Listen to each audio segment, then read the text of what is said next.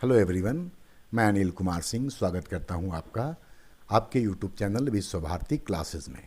उम्मीद है झारखंड में इन दिनों जो परीक्षा का एक माहौल बना है उस माहौल में आप भी डूबे हुए होंगे। मतलब कि आपकी तैयारी, आपकी पढ़ाई पूरे जोरों से चल रही होगी, आपका उत्साह भी चरम पर होगा। विद्यार्थी के जीवन में ऐसे वक्त बहुत कम आते हैं जब एक साथ कई सारी वैकेंसियाँ आती हैं और आपको परीक्षा देने का मौका मिलता है। लंबे इंतज़ार के बाद डिफरेंट एग्ज़ाम्स आपको देने के मौके मिलेंगे। सचिवालय का हो, सीडीपीओ का हो, झारखंड शिक्षा का आ रहा है। आने वाले दिन में बहुत जल्द जेपीएससी की भी परीक्षा होने जा रही है, उसका भी नोटिफिकेशन आएगा। तो आपके लिए एक अच्छा वक्त है 2023 का, इसका आप इस्तेमाल करें और पूरी तन्मयता के साथ, पूरी मेहनत, ईमानदारी और लगन के साथ अपने पढ़ाई में जुटे रहें। आज का ये वीडियो झारखंड सचिवालय से ही संबंधित है, लेकिन झारखंड सचिवालय के सिलेबस को अगर आप देखें तो जो अभी शिक्षक की नियुक्ति की प्रक्रिया शुरू हुई है उसमें जो क्लास 1 से लेकर के 5 तक के लिए जिसको पीआरटी बोलते हैं उसका भी सिलेबस बिल्कुल सेम है। तो वैसे कैंडिडेट जो कि पीआरटी टीचर के लिए एलिजिबल हैं, उसका एग्ज़ाम देने जा रहे हैं, उनके लिए भी सचिवालय से संबंधित वीडियो जो है वो अत्यंत उपयोगी होगा। तो आप लोग जो देख रहे हैं वो अपने उन साथियों के साथ भी इस वीडियो को ज़रूर शेयर कीजिए जो इस परीक्षा के साथ साथ पीआरटी वगैरह का एग्ज़ाम देने जा रहे हैं। एनीवे, तो हम लोग आज का क्वेश्चन का सिलसिला शुरू करते हैं और इसमें भी हम झारखंड से जुड़े हुए, मतलब जो आपका सिलेबस है उससे जुड़े हुए विभिन्न पहलुओं को हमने शामिल किया है। एक और जहां बुक्स एंड ऑथर हैं वहीं कुछ एग्जाम्पल आपके लिए कैपिटल और करेंसी से भी रखे गए हैं, स्पोर्ट्स अवार्ड से भी रखे गए हैं। कुछ क्वेश्चन मैंने हिस्ट्री से, ज्योग्राफी से, पॉलिटी से भी रखा है। इसके अलावा आपका इंडियन कल्चर से भी रिलेटेड क्वेश्चन है। जैसा कि हम हर वीडियो में आपको बोलते हैं कि आप क्वेश्चन सुनने के साथ साथ अपने पास एक कॉपी, एक पेन अवश्य रखें और ज़रूरत की चीज़ों को नोट करें।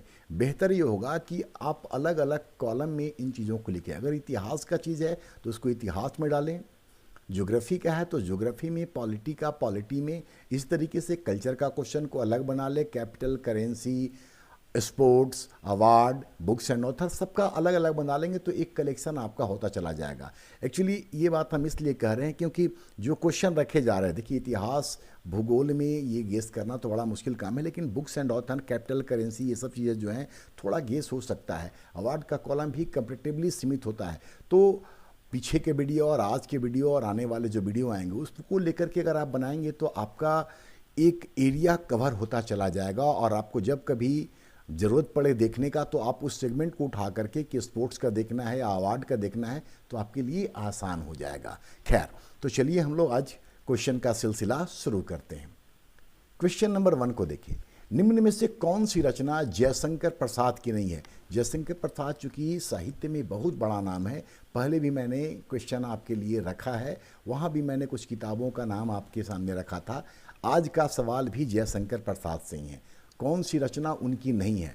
कामायनी ये उनकी रचना है, आशु उन्हीं की रचना है, स्कंदगुप्त उन्हीं की रचना है, लेकिन जब 3 है तो चौथा एलिमिनेट कर लीजिए। ये प्रिय प्रवास जयशंकर प्रसाद की नहीं बल्कि अयोध्या सिंह उपाध्याय हरिऔध की रचना है। तो यहाँ सही उत्तर है डी। जयशंकर प्रसाद की पहली भी किताब का नाम हम आपको बताए थे, जैसे आप याद कर लें एक बार फिर से, अजात शत्रु, तितली, ध्रुव स्वामिनी, कामायनी और कंकाल, ये सब जयशंकर प्रसाद की महत्वपूर्ण पुस्तकें हैं। तो अगर इतना कलेक्शन कर लेंगे तो जयशंकर प्रसाद से अगर क्वेश्चन आएगा तो आपका निश्चित तौर पर नहीं छूटेगा। एक जगह नोट करने से ये फायदा होगा। क्वेश्चन नंबर 2 को देखें। कौन सही सुमेलित नहीं है? ये भी बुक्स एंड ऑथर से जुड़ा हुआ और सब प्रोमिनेंट किताब है। गुनाहों का देवता, सामने लिखा हुआ है यशपाल। गुनाहों का देवता यशपाल का नहीं बल्कि गुनाहों का देवता धर्मवीर भारती का है। और ये जो किताब रहा है, ये पुस्तक रही है, ये उपन्यास है बेसिकली, जो बहुत बिका है भारत में और आज भी बहुत लोकप्रिय है। तो गुनाहों के देवता के लेखक है धर्मवीर भारती। जबकि यशपाल की एक जो महत्वपूर्ण रचना है वह है झूठा सच। तो सही उत्तर है ए, गुनाहों का देवता, जिसके की लेखक है धर्मवीर भारती, और यशपाल का झूठा सच। कितनी नावों में कितनी बार, अज्ञेय का है। हंगरी स्टोन रविन्द्रनाथ टैगोर की रचना है। रविन्द्रनाथ टैगोर की कुछ और महत्वपूर्ण पुस्तकों को आप निश्चित तौर पर लिख लें, जिसमें कि गीतांजलि आप निश्चित तौर पर जानते हैं। 1913 में सबसे पहले रविन्द्रनाथ टैगोर को इसी किताब के लिए नोबेल साहित्य पुरस्कार दिया गया था और ये पुरस्कार जीतने वाले ये पहले भारतीय थे। गीतांजलि मूल रूप से बांग्ला भाषा में लिखी गई थी, बाद में उसका विभिन्न भाषाओं में अनुवाद भी किया गया।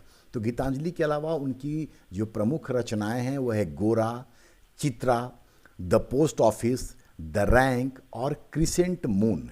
ये सब प्रमुख किताबें हैं रविन्द्रनाथ टैगोर की। ऑप्शन डी को देखें, द कूली, ये मुल्कराज आनंद का लिखा हुआ है। मुल्कराज आनंद का एक और किताब बहुत इंपॉर्टेंट है, द गोल्डन ब्रीथ या ब्रिद, द गोल्डन ब्रिद। इसके अलावा two lives and a bird, two lives and a bird, ये भी मुल्कराज आनंद का लिखा हुआ है। इसके अलावा मुल्कराज आनंद की एक और बहुत महत्वपूर्ण रचना है, वो है the sword and the sickle, the sword and the sickle, SWORD मतलब तलवार वाला showed, the sword and sickle. तो बाकी किताबों और उनके लेखकों का नाम भी आप अपने कलेक्शन में अवश्य ऐड कर लें, क्योंकि ये सब चुनिंदा किताबें हैं जिसे हम अपने अनुभव के आधार पर आपके सामने रख रहे हैं। नेक्स्ट क्वेश्चन, मैन बुकर पुरस्कार जीतने वाले भारतीय मूल के पहले व्यक्ति हैं। क्वेश्चन को एक बार फिर से पढ़िए, मैन बुकर पुरस्कार जीतने वाले भारतीय मूल के, इंडियन ओरिजिन पहले व्यक्ति हैं। ऑप्शन देखें अब, अरुंधति राय, झुंपा लाहिरी, सलमान रश्दी और VS नैपोल। यहाँ बता दें कि अरुंधति राय ने 1997 में ये पुरस्कार जीता था और इस पुरस्कार को जीतने वाली वो पहली भारतीय थी। लेकिन क्वेश्चन है आपका भारतीय मूल के पहले व्यक्ति, तो भारतीय मूल के पहले व्यक्ति जो हैं उनका नाम है VS नैपोल। ये भारतीय मूल के पहले हैं, तो सही उत्तर है आपका VS नैपोल। VS नैपोल के विषय में एक बात और जान ले, ये एकमात्र ऐसे साहित्यकार हैं जिनको कि बुकर पुरस्कार के अलावा नोबेल पुरस्कार भी मिला है। और इनको जो बुकर पुरस्कार मिला था, उनकी जो महत्वपूर्ण रचना है इन अ फ्री स्टेट, इसके लिए VS नैपोल को ये बुकर अवार्ड मिला था। झुंपा लाहिरी, इनको द लो लैंड के लिए बुकर पुरस्कार से सम्मानित किया गया है। और सलमान रश्दी, ये भारतीय मूल के ब्रिटिश लेखक हैं, इनको भी ये पुरस्कार दिया गया है। यहाँ पर एक बात और आप नोट कर लें, किरण देसाई जो भारतीय हैं, सबसे कम आयु की महिला हैं जिनको कि ये पुरस्कार मिला था। किरण देसाई की बात हम कर रहे हैं, सबसे कम आयु की महिला जिन्होंने मैन बुकर पुरस्कार जीता है। और ये पुरस्कार किरण देसाई को मिला था उनकी रचना द हेरिटेंस ऑफ लॉ के लिए, द इनहेरिटेंस ऑफ लॉ के लिए। मान बुकर पुरस्कार और मान बुकर अंतर्राष्ट्रीय पुरस्कार, ये दो पुरस्कार हैं जो इसी से जुड़ा हुआ है। दोनों में अंतर थोड़ा जान ले। पहला तो ये कि दोनों के तहत 60,000 पाउंड का राशि पुरस्कार के तौर पर दिया जाता है। मान बुकर पुरस्कार जो है ये राष्ट्रमंडल देश के किसी साहित्यकार को मिलता है। राष्ट्रमंडल देश के किसी साहित्यकार को मान बुकर या मैन बुकर अवार्ड दिया जाता है। ये 1969 से शुरू किया गया था और मैन बुकर पुरस्कार प्रत्येक वर्ष दिया जाता है, जबकि अंतर्राष्ट्रीय मैन बुकर पुरस्कार ये 2005 से शुरू किया गया था और विश्व के किसी भी साहित्यकार को ये पुरस्कार दिया जा सकता है। साथ ही अंतर्राष्ट्रीय बुकर पुरस्कार जो है ये 2 वर्षों में एक बार दिया जाता है, जबकि मैन बुकर पुरस्कार, जिसको कि बुकर पुरस्कार भी कहते हैं, ये प्रत्येक वर्ष दिया जाता है। एक चीज़ और करंट अफेयर्स के लिए आप इसको जोड़ लें कि 2023 का जो अंतर्राष्ट्रीय मैन बुकर पुरस्कार मिला है उसके विजेता हैं जॉर्जी गोस्पोदिनोवा, जॉर्जी गोस्पोदिनोवा, जिनको कि उनकी पुस्तक फॉर टाइम शेल्टर के लिए ये पुरस्कार 2023 का दिया गया है। तो अवार्ड से जुड़ा हुआ मैन बुकर से संबंधित कुछ महत्वपूर्ण जानकारियां मैंने आपको दी है। इसके अलावा चूंकि अवार्ड आपके सिलेबस में है, न सिर्फ सचिवालय बल्कि अब तो PRT टीचर के लिए भी, इसके अलावा JPSC के सिलेबस में भी है। और अवार्ड से संबंधित एक और वीडियो हम बहुत पहले अपलोड कर रखे हैं, आप उसको भी देखिए। इस संदर्भ में अवार्ड से जो जुड़ा हुआ क्वेश्चन हो सकता है, वहाँ से बहुत सारी महत्वपूर्ण जानकारियाँ आपको अवेलेबल हो जाएंगी, तो आप उसको भी ज़रूर देखिए। क्वेश्चन नंबर 4, शांति के लिए नोबेल पुरस्कार जीतने वाले भारतीयों में कौन शामिल नहीं है? आर के पचौरी, इनको 2007 में शांति के लिए दिया गया। वेंकट रमन राधाकृष्णन, इनको 2009 में दिया गया, लेकिन इनको केमिस्ट्री के लिए दिया गया था। तो सही उत्तर है आपका बी।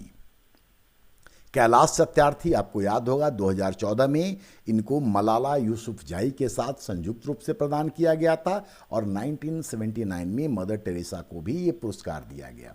नोबेल पुरस्कार जैसा कि आप जानते हैं कि 1901 से दिया जा रहा है, और अब तक सिर्फ 4 लोग ऐसे हैं जिनको कि 2 बार नोबेल पुरस्कार से सम्मानित किया गया है। आप चाहें तो चारों का नाम नोट कर लें।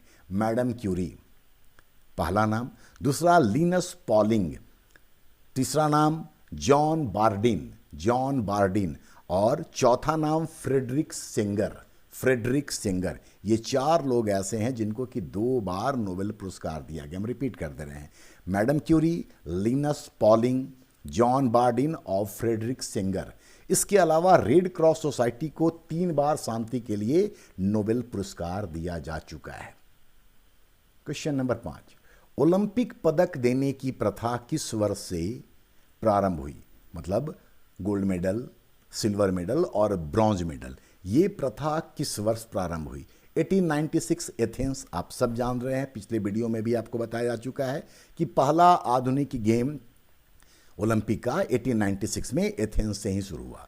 1900 पेरिस में हुआ। यहाँ पर भी आपको पिछले वीडियो में हम बताए हैं, सिर्फ रिवीजन करने के लिए ये ऑप्शन रखा गया है कि पहली बार महिलाओं को शामिल होने का मौका 1900 पेरिस ओलंपिक से मिला था। सही उत्तर है इसका 1904 अमेरिका, और 1920 एंटवर्प ओलंपिक, एंटवर्प बेल्जियम में है, जहां पर ओलंपिक ध्वज फहराया गया था। ये सवाल, बाकी ऑप्शन भी हम आपके सामने पहले रख चुके हैं। यहाँ बता दें कि ओलंपिक ध्वज का निर्माण 1913 में किया गया था, और पेरिस में 1914 में इसका उद्घाटन किया गया। 1916 में फर्स्ट वर्ल्ड वार के कारण चूंकि ओलंपिक खेल नहीं हुआ था, इसीलिए पहली बार इसको 1920 में फहराया गया था ओलंपिक ध्वज को। ओलंपिक ध्वज से ही क्वेश्चन नंबर 6 भी है। ओलंपिक ध्वज में शामिल लाल गोला, आप सबको मालूम है कि 5 सर्किल हैं जो अलग अलग रंग से हैं उसके ध्वज में।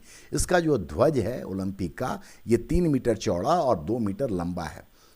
तो क्वेश्चन आप देखें फिर से वापस, ओलंपिक ध्वज में शामिल लाल गोला किस महाद्वीप को प्रतिबिंबित करता है? मतलब किस महाद्वीप के लिए वो डिनोट करता है? एशिया के लिए येलो कलर रखा गया है रिंग में, अफ्रीका के लिए ब्लैक रखा गया है। सही उत्तर है इस सवाल का सी, अमेरिका। ऑस्ट्रेलिया के लिए ग्रीन या हरा रंग का रखा गया है, जबकि ब्लू रखा गया है यूरोप के लिए। तो 5 महाद्वीपों के लिए 5 रंग है, और इस सवाल का सही जवाब है अमेरिका।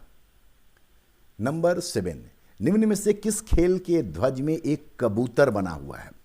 एफ्रो एशियाई खेल, सबसे पहले ये जान लें कि एफ्रो एशियाई खेल 2003 में स्टार्ट हुआ था, और पहला एफ्रो एशियन गेम जो था वो भारत के हैदराबाद शहर में हुआ था। ये इसका सही उत्तर नहीं है। ऑप्शन बी को देखिए, एशियन गेम, एशियाई खेल। पहली बार एशियाई खेल 1951 में दिल्ली में हुआ था पंडित जवाहरलाल नेहरू के प्रयासों से, और पंडित जवाहरलाल नेहरू ने ही इस एशियाई खेल के उद्देश्य भी तय किए थे, और इसका उद्देश्य है सदा आगे, एवर ऑनवर्ड। इस एशियाई खेल का जो चिन्ह है वो है उगता लाल सूर्य, उगता हुआ लाल सूर्य, जिसमें से 16 रेज मतलब किरणें निकल रही हैं, और जो उगता हुआ लाल सूर्य है उस सूर्य के बीच में एक सफ़ेद सर्किल, ये इसका सिंबल है, या इसका ध्वज का रंग है, या इसका जो भी कहें प्रतीक चिन्ह है। राष्ट्रमंडल खेल सी में है, दक्षिण एशियाई खेल, जिसको सैफ खेल भी कहते हैं, साउथ एशियन फेडरेशन, या जिसको दक्षेस भी कहा जाता है।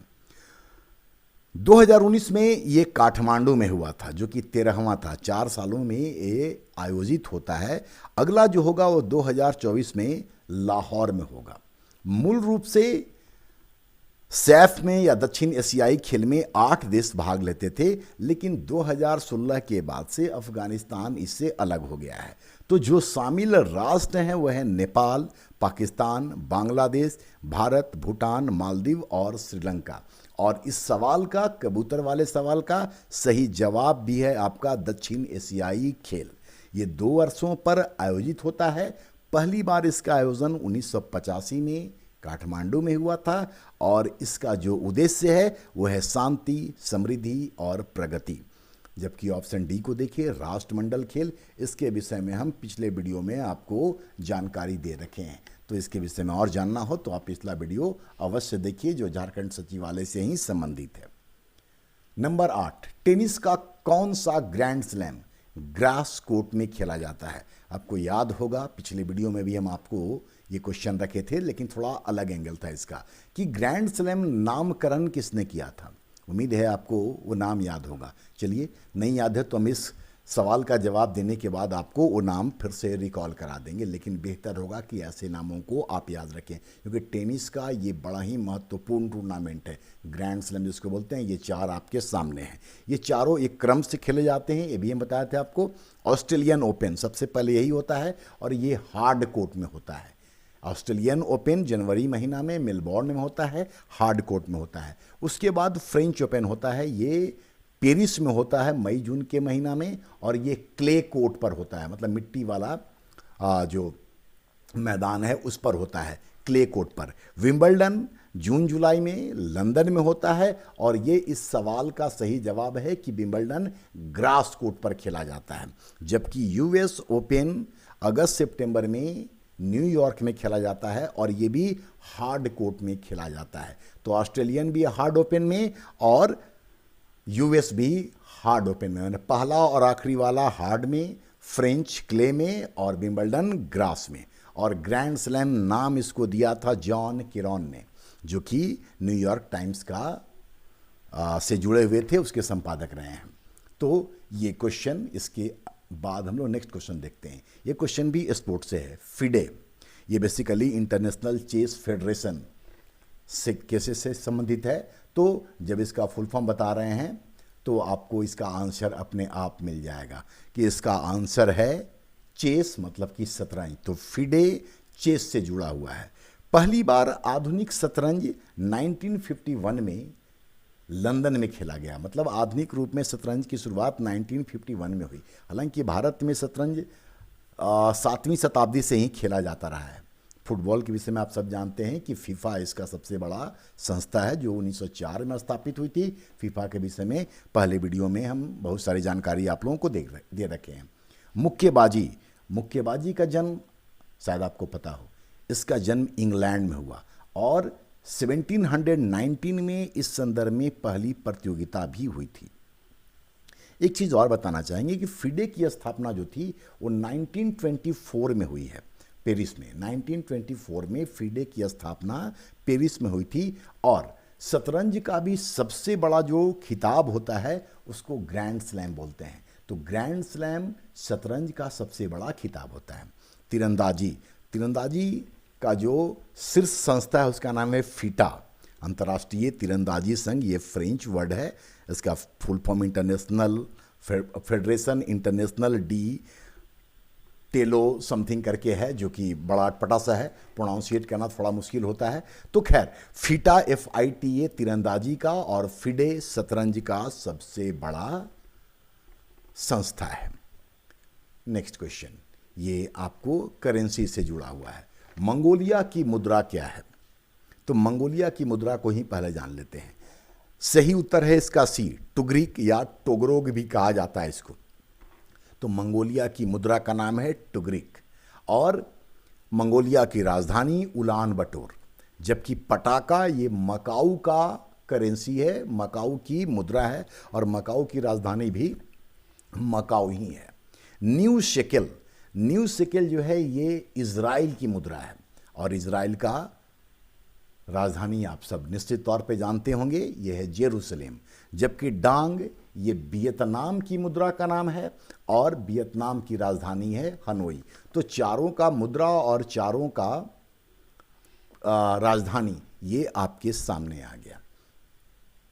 नंबर 11, निकोसिया किस एशियाई देश की राजधानी है? गुआम, साइप्रस, कंबोडिया या फिर ओमान? गुआम की राजधानी है हथागना या जिसको अगाना भी कहा जाता है, हथागना या अगाना। इस सवाल का सही जवाब है साइप्रस और साइप्रस की जो मुद्रा है, निकोसिया की राजधानी साइप्रस, और साइप्रस की जो मुद्रा है वह है पाउंड, साइप्रस पाउंड। कंबोडिया, राजधानी इसकी नोम पेन है और करेंसी इसका रियाल है। गुआम का शायद हम आपको नहीं बताया, चलिए बता देते हैं, यूएस डॉलर गुआम का मुद्रा का नाम है। और ओमान, राजधानी मस्कट और करेंसी इसका भी रियाल है। तो यहाँ भी 4 देशों की राजधानियाँ और 4 देशों की मुद्रा, तो दोनों को जोड़ दें तो 8-8 आपका याद हो जाएगा। नंबर 12, ये इतिहास पे हम लोग चलते हैं।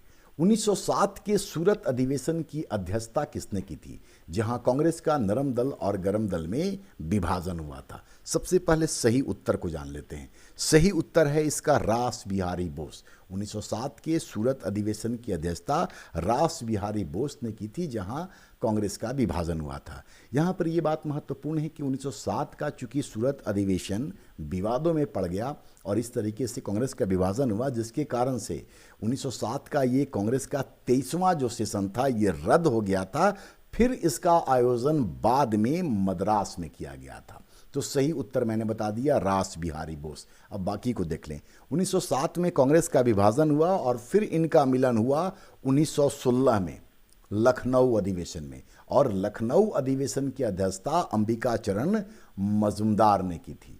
कांग्रेस के इस विभाजन को वापस मिलाने में जिनकी भूमिका थी उनका नाम एनी बेसेंट और बाल गंगाधर तिलक है।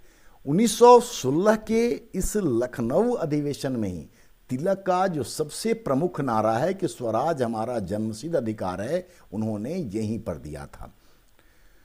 और सूरत अधिवेशन 1916 में, माफ कीजिएगा, 1916 के लखनऊ अधिवेशन में कांग्रेस और लीग के बीच में भी एक समझौता हुई, जिसमें कि जो सांप्रदायिकता के आधार पर मुस्लिम लीग को अलग स्थान दिया गया था उसको कांग्रेस ने मंजूरी दी थी, जिसको कि लखनऊ समझौता भी कहा जाता है। अब देखें ऑप्शन बी को, दादा भाई नौरोजी। इन्होंने 1906 के कलकत्ता अधिवेशन की अध्यक्षता की। उनके द्वारा और भी अधिवेशन की अध्यक्षता की गई है, लेकिन 1906-7 जो इसका संबंध आपस में बन रहा है उससे जोड़ करके हम लोग देख रहे हैं। कलकत्ता अधिवेशन का अध्यक्षता दादा भाई नौरोजी ने किया था और यहाँ पर स्वराज शब्द का प्रयोग किया गया था। पहली बार स्वराज शब्द का प्रयोग किया गया था। दरअसल कांग्रेस का विभाजन 1906 के कलकत्ता अधिवेशन में ही हो जाता, लेकिन दादा भाई नौरोजी की अध्यक्षता करने के कारण ही, या यूं कहें हम लोग कि नरम दल और गरम दल या कांग्रेस का विभाजन न हो, इसीलिए दादा भाई नौरोजी जो उस समय लंदन में थे उनको विशेष रूप से इस अधिवेशन की अध्यक्षता के लिए बुलाया गया था। तो चूंकि वो कांग्रेस के सबसे सीनियर मेंबर थे, इसलिए उनके सम्मान के कारण 1906 में कांग्रेस का विभाजन नहीं हुआ था। खैर, दादा भाई नौरोजी ने इसकी अध्यक्षता की, लेकिन उनका अध्यक्षीय भाषण जो था वो गोपाल कृष्ण गोखले ने पढ़ा था। ये भी इंपॉर्टेंट बात है कि 1906 के कलकत्ता अधिवेशन में दादा भाई नौरोजी की ओर से अध्यक्षीय भाषण को गोखले साहब ने पढ़ा था, जबकि मोहम्मद अली जिन्ना दादा भाई नौरोजी के सचिव हुआ करते थे इस दौरान। मोतीलाल नेहरू, इन्होंने 1919 में अमृतसर अधिवेशन की अध्यक्षता की। अमृतसर अधिवेशन में जालियांवाला बाग हत्याकांड की निंदा की गई थी और साथ ही खिलाफत आंदोलन को समर्थन देने का निर्णय भी लिया गया था। मोतीलाल नेहरू 2 बार कांग्रेस के अध्यक्ष बने हैं। एक बार तो मैंने बताया कि 1919 अमृतसर में, और दूसरी बार 1928 में वो कलकत्ता अधिवेशन की अध्यक्षता करते हैं। अब देखते हैं हम लोग क्वेश्चन नंबर 13। किसने कहा था भारतीय राष्ट्रीय कांग्रेस का जन्म मातृभूमि की रक्षा के लिए 71 भारतीयों एवं ए.ओ. ह्यूम के द्वारा किया गया? सीधा इसका आंसर ही जानते हैं हम लोग, और इसका सही उत्तर है एनी बेसेंट। एनी बेसेंट ने यह बात इस संदर्भ में कही थी कि कांग्रेस का जो 1885 में पहला अधिवेशन हुआ था उसमें कुल 72 लोगों ने भाग लिया था, जिसमें 71 भारतीय थे और साथ ही ए.ओ. ह्यूम थे। इसी संदर्भ में ये बात कही गई थी। पिछले वीडियो में, किसी वीडियो में मैंने बताया था कि इन 72 लोगों में सुरेंद्र नाथ बनर्जी अनुपस्थित थे। कारण मैंने पिछले वीडियो में आपको बताया है, आपको निश्चित तौर पर वो चीज़ याद होगा। खैर, तो एनी बेसेंट इसका सही उत्तर है। एनी बेसेंट आप सब जानते हैं कि 1917 के कलकत्ता अधिवेशन में अध्यक्ष बनी थी और कांग्रेस की अध्यक्षता करने वाली वो पहली महिला थी। इसके अलावा एनी बेसेंट का नाम थियोसोफिकल सोसाइटी से ही जुड़ा हुआ है। थियोसोफिकल सोसाइटी का भारत में हेडक्वार्टर मद्रास के अडयार में है और एनी बेसेंट खुद आयरिश महिला थी। बाकी दादा भाई नौरोजी वगैरह के विषय में आप लोग बहुत कुछ जानते हैं, लेकिन उनको ग्रैंड ओल्ड मैन कहा जाता था। और इसके अलावा एक बात और यहाँ जान लें आप दादा भाई नौरोजी के विषय में कि ब्रिटिश संसद के लिए चुने जाने वाले वे पहले भारतीय थे। बाकी WC बनर्जी कांग्रेस के पहले अध्यक्ष, बाल गंगाधर तिलक के विषय में बहुत कुछ बताने को है, एक लाइन में उनके विषय में कुछ नहीं कहा जा सकता है। अभी बताया आपको कि उन्होंने 1916 में नारा दिया था, स्वराज हमारा जन्मसिद्ध अधिकार है। नंबर 14, लोकमित्र पीपल्स फ्रेंड नामक समाचार पत्र से संबंधित हैं लाला लाजपत राय, एओ ह्यूम, विलियम बेडनबर्न या रजनी पाम दत्त। सही उत्तर जानते हैं एओ ह्यूम, जो कि कांग्रेस के संस्थापक माने जाते हैं, एओ ह्यूम। और यहाँ पर एक बात और जान ले कि एओ ह्यूम ने भारत आने से पहले ही इंग्लैंड में भारतीयों की दशा को ब्रिटिश सरकार तक पहुंचाने के लिए एक समिति बनाई थी, नाम था भारतीय संसदीय समिति। तो इसकी स्थापना, भारतीय संसदीय समिति की स्थापना एओ ह्यूम ने भारत आने से पहले ही किया था। लाला लाजपत राय, एक चीज़ यहाँ याद रख लीजिए, यंग इंडिया। विलियम बेडनबर्न, इनके विषय में जरूर जान लें। पहला तो ये कि एओ ह्यूम के ये बायोग्राफर मतलब उनके जीवनीकार थे। विलियम बेडनबर्न ऐसे पहले विदेशी या एकमात्र ऐसे विदेशी हैं जिन्होंने 2 बार कांग्रेस की अध्यक्षता की। पहली बार 1889 में बॉम्बे में और दूसरी बार 1910 में इलाहाबाद में। जब इतनी बात जाने हैं तो ये भी जान लें कि कांग्रेस का अध्यक्ष बनने वाला पहला जो विदेशी था वो था जॉर्ज यूल, जो कि 1888 में इलाहाबाद में बनता है। उसके बाद विलियम बेडनबर्न जो 2 बार बने, अभी मैंने बताया आपको। तीसरे जो थे उनका नाम था अल्फ्रेड वेब, जिन्होंने 1894 में मद्रास में कांग्रेस की अध्यक्षता की। और चौथे हेनरी कॉटन, जिन्होंने 1904 में बंबई में कांग्रेस की अध्यक्षता की थी। और विलियम बेडनबर्न 2 बार। तो पहला जॉर्ज यूल, फिर विलियम बेडनबर्न, फिर अल्फ्रेड वेब और चौथा हेनरी कॉटन। रजनी पामदत्त, इनका एक किताब का नाम आप याद कर लीजिए, इंडिया टुडे। नंबर 15, ये संविधान से है। मूल संविधान में विधान परिषद की अधिकतम संख्या राज्य के विधानसभा का 1/4 का प्रावधान था। मतलब कि विधान परिषद की सदस्य संख्या उस राज्य के विधानसभा के कुल सदस्य संख्या का 1/4 तक हो सकता था। लेकिन किस संशोधन के द्वारा इसको 1/3 कर दिया गया? आंसर इसका जान ले पहले। इसका आंसर है 7वां संशोधन। 7वां संशोधन 1956 में हुआ था और भारत के संविधान में होने वाले प्रमुख संशोधनों में 7वां संशोधन भी है, क्योंकि 7वें संशोधन के माध्यम से कई सारी महत्वपूर्ण बदलाव या परिवर्तन किए गए थे। कई सारे अनुच्छेदों को अमेंड किया गया था। जैसे कि आर्टिकल 153 में है कि प्रत्येक राज्य के लिए एक राज्यपाल होगा, लेकिन 7वें संशोधन के द्वारा यह प्रावधान किया गया कि एक ही राज्यपाल 2 या अधिक राज्यों या केंद्रशासित प्रदेशों का शासन देख सकता है। मतलब एक व्यक्ति 2 या अधिक राज्यों या केंद्रशासित प्रदेशों का राज्यपाल हो सकता है। यह भी 7वें संशोधन के द्वारा किया गया। इसके अलावा आर्टिकल 168 क्लॉज 1 में संशोधन करके 7वें संशोधन के तहत ही मध्य प्रदेश के लिए लेजिस्लेटिव काउंसिल की व्यवस्था की गई थी। मतलब द्विसदनीय व्यवस्था बनाने का प्रावधान किया गया था, हालांकि वो लागू आज तक वहां पर नहीं हुआ है। इसके अलावा 7वें संशोधन के तहत एक और महत्वपूर्ण प्रावधान किया गया। अनुच्छेद 214 में ये प्रावधान है कि सभी राज्यों के लिए एक हाई कोर्ट होगा, लेकिन 7वें संशोधन के द्वारा आर्टिकल 231 में यह प्रावधान किया गया कि संसद यदि चाहे तो 2 या 2 से अधिक राज्यों या केंद्रशासित प्रदेशों के लिए एक ही हाई कोर्ट की व्यवस्था कर सकता है। तो 7वां संशोधन अत्यंत ही महत्वपूर्ण है। खैर, तो सही उत्तर है इसका ए, 7वां संशोधन। 21वां संविधान संशोधन 8वीं अनुसूची से संबंधित है, क्योंकि मूल संविधान में 8वीं अनुसूची में 14 भाषाओं को रखा गया था।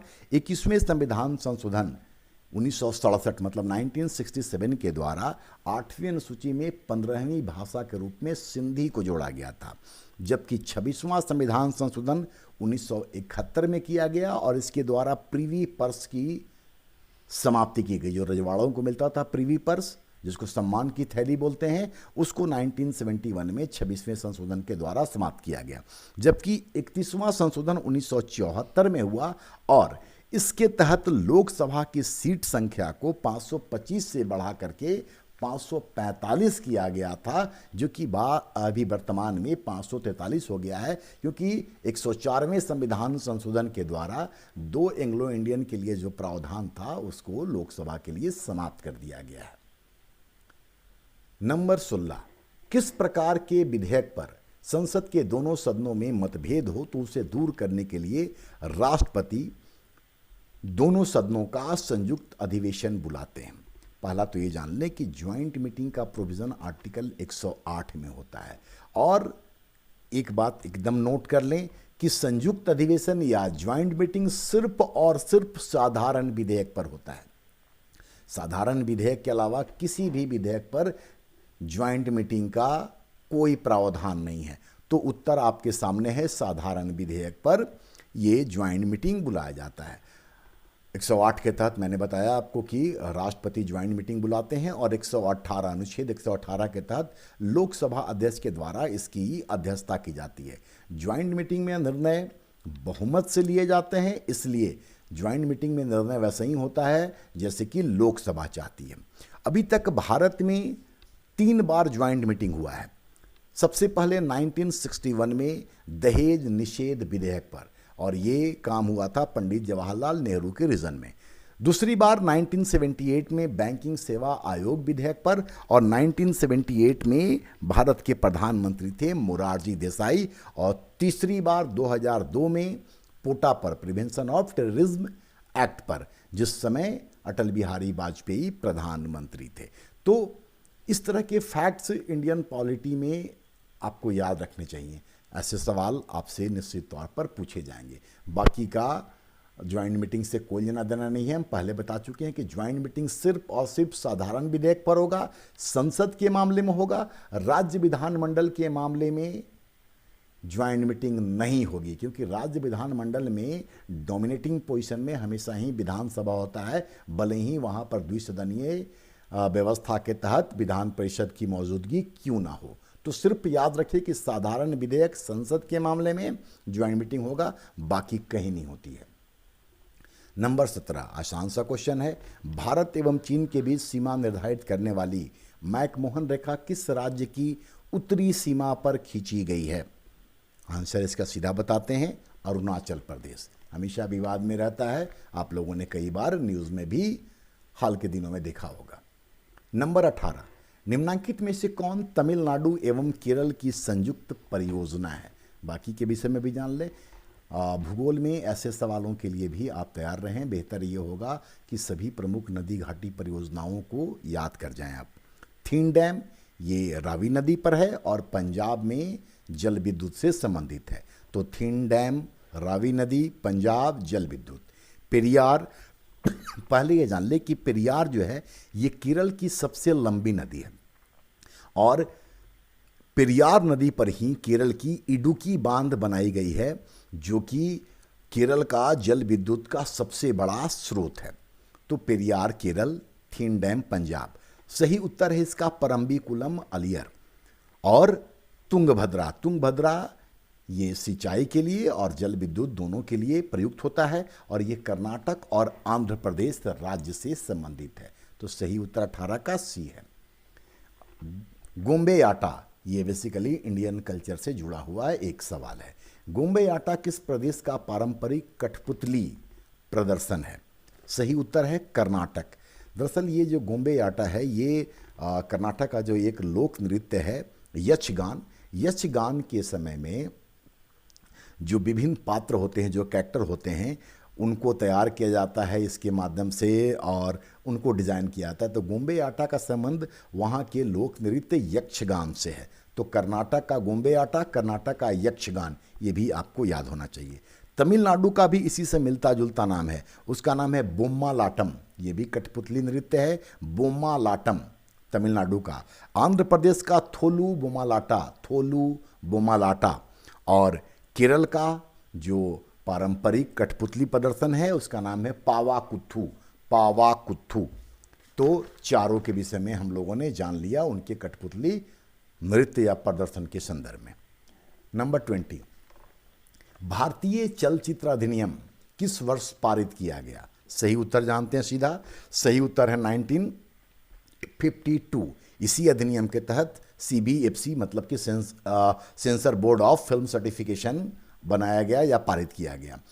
सेंसर बोर्ड का काम होता है, आप सब जानते हैं, फिल्मों के लिए UA का सर्टिफिकेट देना। इसके अलावा सेंसर बोर्ड एक इस कैटेगरी का भी सर्टिफिकेट देता है, और जो इस कैटेगरी के सर्टिफिकेट जिन फिल्मों को दी जाती है उसके लिए विशेष दर्शक होते हैं, जैसे कि साइंटिस्ट हो गए, इंजीनियर हो गए, डॉक्टर हो गए, ये उनके लिए ही खास तौर से होता है।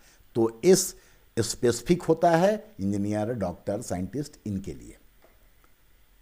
नंबर 21, नब कलेवर त्यौहार, ये भी इंडियन कल्चर से है, का संबंध किससे है? नब कलेवर त्यौहार, सीधा इसका आंसर जानते हैं। सीधा इसका आंसर ये है कि जगन्नाथपुर मंदिर पुरी से ये संबंधित है। नब कलेवर का मतलब होता है नया शरीर। दरअसल इस त्यौहार के अंतर्गत एक निश्चित समय, जो प्रायः जो कैलेंडर और जो धार्मिक रीति रिवाज है उसके अनुसार ये 8 से लेकर के 19 वर्ष के बीच में होता है। और इसमें क्या होता है कि भगवान जगन्नाथ, बलभद्र और सुभद्रा, इन सभी की मूर्तियों को नई मूर्तियों में बदल दिया जाता है, मतलब मूर्ति का स्वरूप, रूपरेखा बदल दिया जाता है। तो ये जगन्नाथ मंदिर पुरी से संबंधित है। एक चीज़ यहाँ और जान ले, खजुराहो नृत्य महोत्सव ये मध्य प्रदेश कला परिषद के द्वारा 1975 से प्रारंभ किया गया है, जो आज भी जारी है।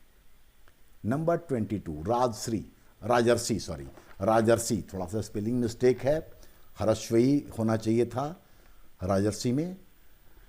राजर्षि के नाम से प्रसिद्ध किस व्यक्ति को 1961 में भारत रत्न पुरस्कार दिया गया? 1961, दिमाग वहां लगाइएगा। आंसर है इसका पुरुषोत्तम दास टंडन, जो कि स्वतंत्रता सेनानी और राजनेता थे। धोंडो केशव कर्वे, ऑप्शन बी को देखें, जिनको हम लोग DK कर्वे के नाम से जानते हैं, ये भी समाज सुधारक और शिक्षक थे। और 1899 में इनके द्वारा, DK कर्वे के द्वारा, विधवा आश्रम की स्थापना पूना में की गई थी। इनको महर्षि कर्वे के नाम से भी जाना जाता है। और ऑप्शन डी को देखें, विधान चंद्र राय, इनका जो जन्म है वो 1 जुलाई 1882 को हुआ। और विधान चंद्र राय के जन्म दिवस के उपलक्ष्य में ही 1 जुलाई को डॉक्टर दिवस या डॉक्टर्स डे के रूप में सेलिब्रेट किया जाता है, मनाया जाता है। 1962 में भारतीय चिकित्सा परिषद के द्वारा BC राय पुरस्कार शुरुआत किया गया। BC राय पुरस्कार की शुरुआत की गई, जो कि प्रत्येक वर्ष विज्ञान, कला और चिकित्सा के क्षेत्र में उत्कृष्ट प्रदर्शन करने वालों को प्रदान किया जाता है। तो BC राय के नाम पर एक पुरस्कार भी है और उन्हीं के नाम पे डॉक्टर्स डे भी मनाया जाता है। नंबर 23, बजट प्रस्तुतिकरण से एक दिन पूर्व प्रस्तुत किया जाने वाला आर्थिक समीक्षा। तो पहले तो ये जान लें कि आर्थिक समीक्षा बजट के ठीक एक दिन पहले आता है। इसको कौन तैयार करता है? सही उत्तर यहाँ जाने हम लोग, सही उत्तर है वित्त मंत्रालय। और बजट वाले दिन, जिस दिन बजट रखा जाता है, बजटीय भाषण जब होती है, तो वित्त मंत्री जो हैं उस दिन कर प्रस्ताव को प्रस्तुत करते हैं। और आर्थिक समीक्षा में गत वर्ष के बजट का जो निष्पादन होता है, उसका जो परफॉर्मेंस होता है, उसका ब्यौरा सदन में रखा जाता है। नंबर 24, वर्तमान में भारत में मान्यता प्राप्त स्टॉक एक्सचेंज की संख्या कितनी है? स्टॉक एक्सचेंज मतलब कि अर्थव्यवस्था का, जिसको बैरोमीटर कहते हैं। चलिए, बैरोमीटर से एक सवाल ये भी है कि बैरोमीटर का आविष्कार किसने किया था? उम्मीद है आपको याद होगा। नहीं तो चलिए हम बता देते हैं, टोरिसेली के द्वारा बैरोमीटर की स्थापना की गई थी। खैर, क्वेश्चन पर आते हैं कि अभी कितने मान्यता प्राप्त स्टॉक एक्सचेंज है। तो सही उत्तर है इसका 23, मतलब ऑप्शन बी। यहां पर यह भी जान लें कि 9 जुलाई 1875 को 9 जुलाई 1875 को बॉम्बे स्टॉक एक्सचेंज भारत का पहला मान्यता प्राप्त स्टॉक एक्सचेंज था, जबकि दूसरा 1894 में अहमदाबाद स्टॉक एक्सचेंज था और 23वां और आखिरी जो है उसका नाम है CSEKL, मतलब capital stock exchange of Kerala limited. तो 23 भारत में मान्यता प्राप्त स्टॉक एक्सचेंज है। स्टॉक एक्सचेंज में नेशनल स्टॉक एक्सचेंज के विषय में भी एक लाइन जान लें कि नेशनल स्टॉक एक्सचेंज की स्थापना 1991 में 1991 में एक कमेटी बनाई गई, फेरवानी कमेटी। तो फेरवानी कमेटी के रिकमेंडेशन पर 1993 में नेशनल स्टॉक एक्सचेंज की स्थापना की गई। नेशनल स्टॉक एक्सचेंज का मुख्य जो प्रमोटर या ओरिजिनेटर या प्रवर्तक है वो है IDBI जो बैंक है 1964 में एस्टेब्लिश हुई थी। और नेशनल स्टॉक एक्सचेंज का जो हेडक्वार्टर है वो वर्ली मुंबई में है, मतलब दक्षिण मुंबई के वर्ली में। और इस सेट का 25वां और आखिरी सवाल, उम्मीद है आप लोगों को क्वेश्चन पसंद आ रहा होगा। अगर पसंद आ रहा है तो आप अपनी राय ज़रूर रखिएगा। ज़रूरत के हिसाब से हम आपको अनेक जानकारियां या आवश्यक जानकारियां देने का काम कर रहे हैं। अगर आप नोट करेंगे तो निश्चित तौर पे आपको इसका लाभ होने जा रहा है। नंबर 25, भारत निर्माण कार्यक्रम किस पंचवर्षीय योजना के दौरान प्रारंभ की गई? पहला तो कि जान ले, भारत निर्माण कार्यक्रम ग्रामीण भारत के निर्माण के लिए किया गया था और इसके तहत 6 क्षेत्रों के ग्रामीण क्षेत्रों में विकास पर जोर दिया गया था। ये जो 6 सेक्टर हैं जिस पर कि काम किया जा रहा है ग्रामीण भारत के निर्माण के लिए, वो है कृषि, सिंचाई, संचार, कृषि, सिंचाई, संचार, आवास, सड़क और विद्युत।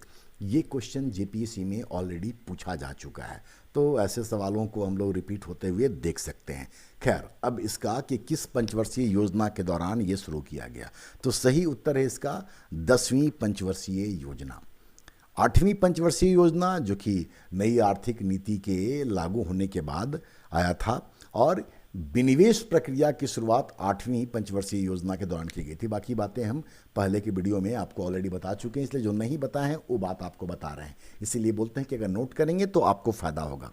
9वीं जो पंचवर्षीय योजना थी ये उदारीकृत मॉडल पर, लिबरलाइज्ड मॉडल पर आधारित था, क्योंकि 8वीं के बाद आप सब जानते हैं कि 24 जुलाई 1991 को नई आर्थिक नीति जिसको कि LPG के नाम से हम लोग जानते हैं वो आ गया और भारत की अर्थव्यवस्था को उदारीकृत अर्थव्यवस्था के तौर पर अपनाया गया। तो ये उदारीकृत मॉडल पर आधारित था, जबकि 11वीं पंचवर्षीय योजना में समावेशी विकास, इंक्लूसिव ग्रोथ पर प्राथमिकता दी गई थी, जोड़ दिया गया था, या मुख्य लक्ष्य था समावेशी विकास को प्राप्त करना।